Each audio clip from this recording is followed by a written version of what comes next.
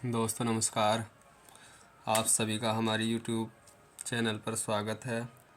आज हम बच्चों आपको रेडियो एक्टिवता क्या होती है या रेडियो सक्रियता क्या होती है इसके बारे में समझाएंगे।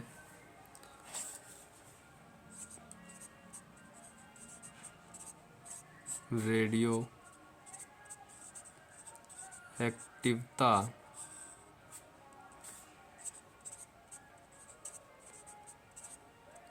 रेडियो सक्रियता रेडियो सक्रियता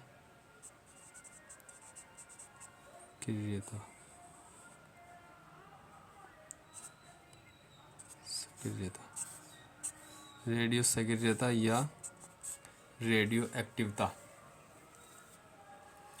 तो बच्चों कुछ तत्व होते हैं प्रकृति में जो स्वतः ही विघटित होते रहते हैं। उन तत्वों को रेडियो एक्टिव तत्व कहते हैं और इनसे निकलने वाली किरणों को रेडियो एक्टिव किरणें कहते हैं। और इस गुण को यानी कि जो इनके गुण पाया जाता है उसे ही रेडियो एक्टिवता कहते हैं। तो रेडियो एक्टिवता क्या है बच्चों? वे तत्व जो प्रकृति में स्वतः विघटित होते रहते हैं उन्हें रेडियो एक्टिव तत्व कहते हैं और इनसे निकलने वाली कुछ किरणें रेडियो एक्टिव किरणें कहलाती हैं तथा इनके इस गुण को रेडियो एक्टिवता या रेडियो सक्रियता कहते हैं। रेडियो एक्टिवता की खोज इसकी खोज जो की थी बच्चों वो हेनरी बैकुरन ने की थी। खोज हेनरी बैकुरल ने की थी। रेडियो एक्टिवता की खोज हेनरी बैकुरल ने की थी। और जो बच्चों रेडियो एक्टिव किरणें नाम दिया था यानी कि रेडियो एक्टिव पदार्थों से निकलने वाली किरणें जो थी उन किरणों को रेडियो एक्टिव किरणें जो नाम दिया था वो जो मैडम क्यूरी ने दिया था। रेडियो एक्टिव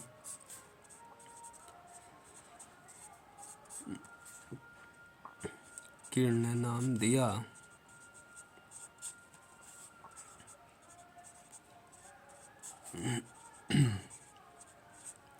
तो रेडियो एक्टिव किरणें जो नाम दिया था बच्चों वो मैडम क्यूरी और एक था स्मिथ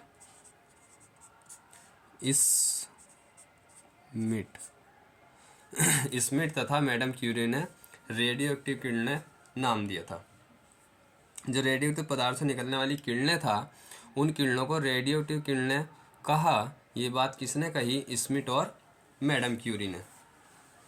ये जो बच्चों रेडियो एक्टिव किरणें होती हैं ये स्थिर विद्युत क्षेत्र से प्रभावित होती हैं। किस क्षेत्र से प्रभावित होती हैं बच्चों?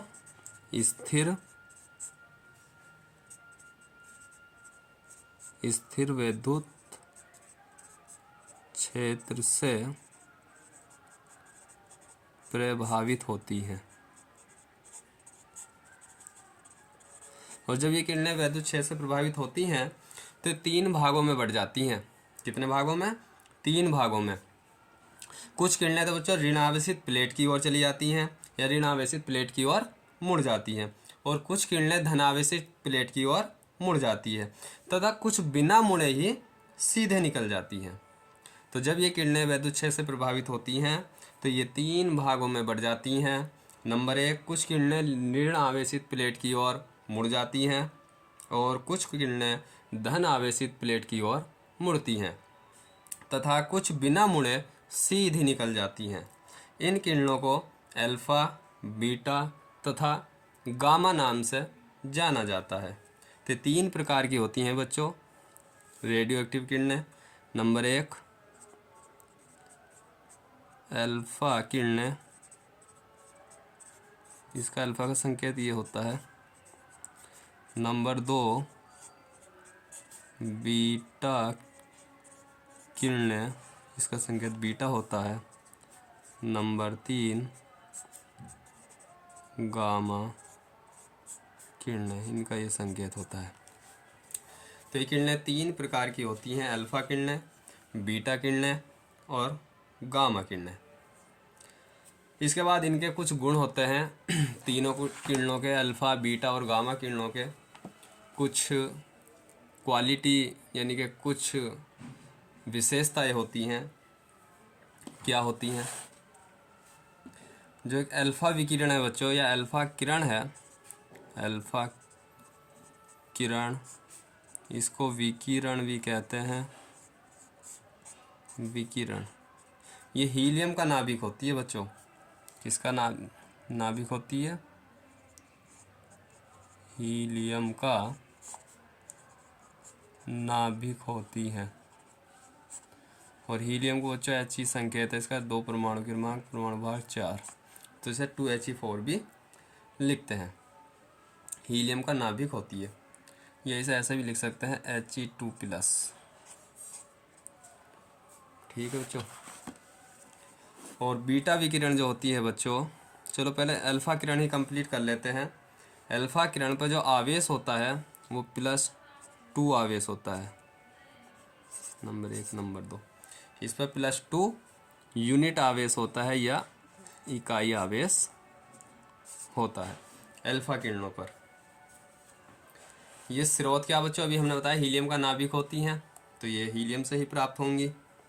और इनका वेग जो होता है बच्चों, कुछ मोस्ट प्रकृति या कुछ मोस्ट जो इनकी विशेषताएं हैं वही लिख लेते हैं, उन्हीं को याद कर लेना, उन्हीं में से एग्ज़ाम में आ जाएगा।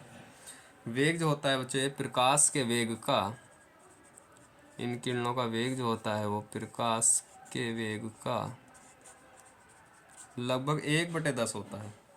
प्रकाश के वेग का 1/10 गुना होता है। और प्रकाश का वेग होता है कितना बच्चों? 3 × 10⁸ मीटर प्रति सेकंड। प्रकाश की चाल ये होती है। तो इसका 1/10 निकालने के लगभग 0.3 × 10⁸ मीटर प्रति सेकंड हो जाएगी। इनकी भेदन क्षमता होती है बच्चों, भेदन क्षमता, भेदन क्षमता। तो इनकी भेदन क्षमता जो होती है बच्चों अल्फ़ा, यानी कि बहुत कम होती है।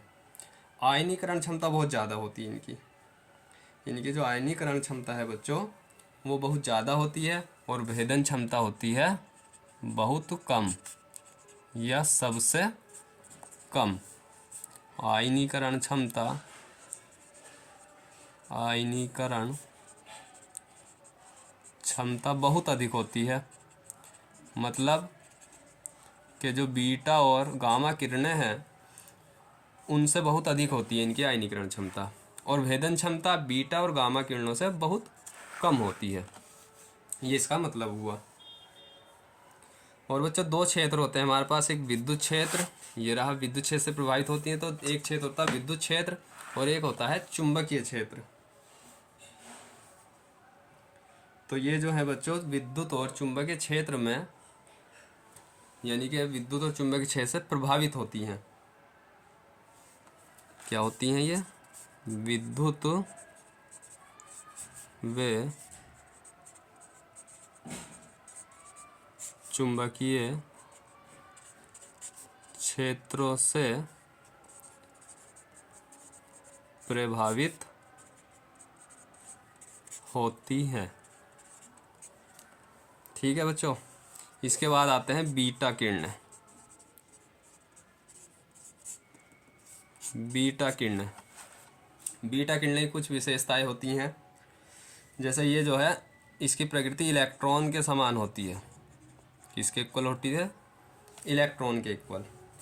और इस पर आवेश होता है -1 यूनिट या -1 इकाई का। इस पर क्या होता है? आवेश। इसकी ज़्यादा इतनी मोस्ट नहीं विशेषताएं बच्चों जो एग्ज़ाम में आती हैं, ज़्यादातर एग्ज़ाम में जो आती हैं बच्चों वो अल्फ़ा और गामा किरणों की विशेषताएं होती हैं, जिन्हें इनके गुण भी कहते हैं। तो आइए गामा किरणों को देखते हैं। और ये जो है विद्युत चुंबकीय क्षेत्र से प्रभावित होती है, ये भी विद्युत और चुंबकीय क्षेत्रों से प्रभावित होती हैं। बीटा किरणें भी प्रभावित होती हैं, विद्युत और चुंबकीय क्षेत्रों से प्रभावित होती हैं।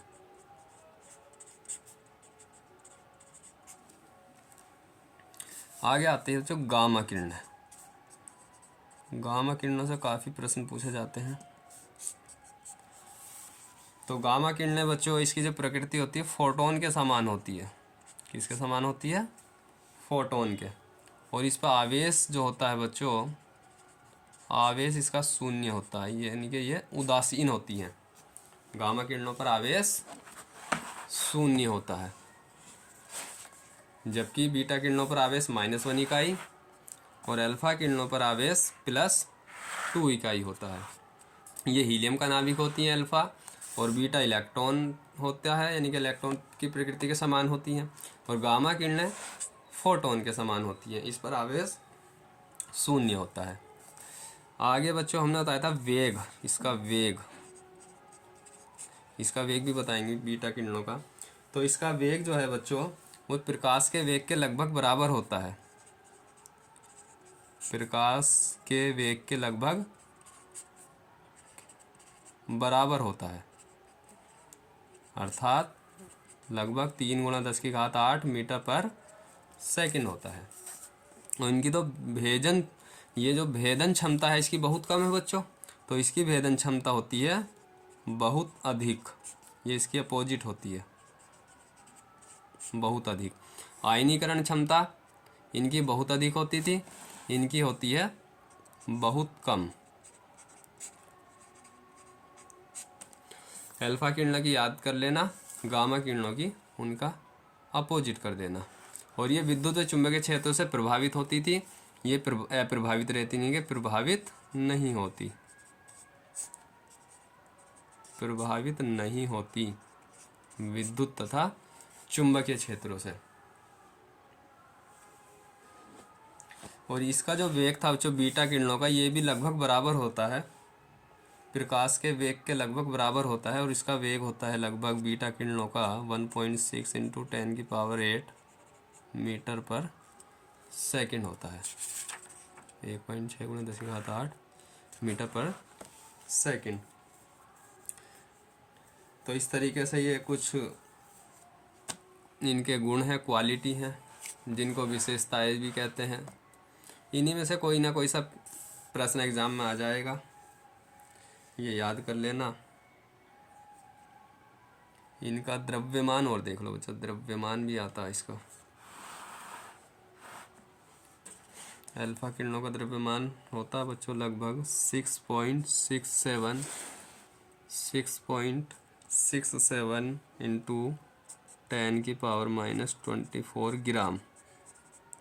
और इसको किलोग्राम में चेंज करेंगे तो 10⁻27 किलोग्राम आ जाएगा। और इसका होता है बीटा किरणों का 9.11 या 1 ही लिख लो × 10⁻29 ग्राम। और इसको जब किलोग्राम में चेंज करेंगे तो 9.11 × 10⁻29 और 3 32 यानी 32 kg। और ये गामा किरणें होती हैं बच्चों, गामा किरणों पर जो भार होता है, जब आवेश शून्य है इसका, तो भार रहित होंगी ये। इनका जो होता है भार शून्य होता है या भार रहित होती हैं। गामा किरणें क्या होती है बच्चों? भार रहित या शून्य। एक चीज़ और है बच्चों, ये फोटोग्राफिक प्लेट होती है एक। तो फोटोग्राफिक प्लेट का जो प्रभाव होता है इन पे, अल्फा किरणों पे अधिक प्रभावित करती हैं। तो ये वो बच्चों और याद रख लेना कि जो ZnS जिंक सल्फाइड ZnS तथा फोटोग्राफिक प्लेट को बहुत अधिक प्रभावित करती हैं। जो अल्फा किरणें होती हैं वो ZnS तथा फोटोग्राफिक प्लेट को बहुत अधिक प्रभावित करती हैं।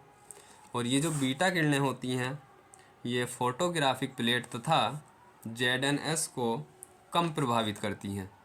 और ये गामा किरणें जो होती हैं बच्चों, ये बहुत कम प्रभावित करती हैं, यानी कि ये अधिक प्रभावित करती हैं अल्फा किरणें, बीटा किरणें कम प्रभावित करती हैं, यानी कि ZnS और फोटो इलेक्ट्रिक प्रभाव का जो फोटोग्राफिक प्लेट है उसका प्रभाव कम होता है, और जो गामा किरण है इन पे तो इन दोनों का प्रभाव बहुत ही कम होता है।